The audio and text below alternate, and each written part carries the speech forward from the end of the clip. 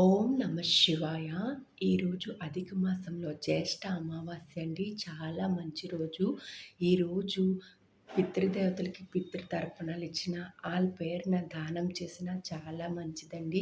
అలాగే అమావాస్య రోజు ఇంటికి గుమ్మడికాయ కట్టుకోవడం, ఇంటి ముందు దిష్టి తీసుకోవడం, ఇంట్లో చిన్నపిల్లలు ఉంటే పిల్లలకి సాయంత్రం దిష్టి తీయడం చాలా మంచిదండి. అలాగే ఈరోజు చిన్నపిల్లలు ఉంటే ఎక్కడికి బయటికి వెళ్ళకపోతే చాలా మంచిదండి. అమావాస్య రోజు చిన్నపిల్లలతోని బయటికి వెళ్తే అల్లరి చేస్తారండి. అలాగే మంచికి కూడా ఉండదండి. అలాగే ఈరోజు గ్రామ దేవతలు ఉంటారు కండి. గ్రామ దేవతలకి ఎవరైతే పూజిస్తారో వాళ్ళ అనుగ్రహం మన మీద ఉంటుందండి.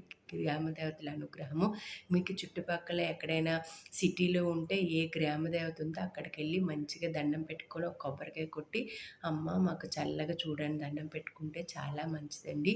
అలాగే ఊర్లో ఉండే వాళ్ళైతే ఎలాగైనా వెళ్తారండి, గ్రామ దేవతలు ఉంటారు కాబట్టి. అలాగే పంతులకి ఈరోజు స్వయం పాకం ఇస్తే చాలా మంచిదండి. పంతులు గారికి స్వయం పాక దానం మీకు ఎక్కడ వీలైతే అక్కడ వెళ్ళి ఇస్తే ఈరోజు మహాపుణ్యం అండి.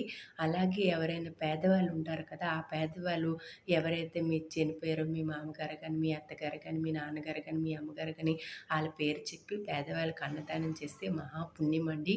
3 సంవత్సరాలకు వచ్చే అమావాస్య అండి. ఇది చాలా మంచి అమావాస్య. ప్రతి ఒక్కరు కూడా దానం, ధర్మం అన్నీ చేసుకుంటే చాలా మంచిది.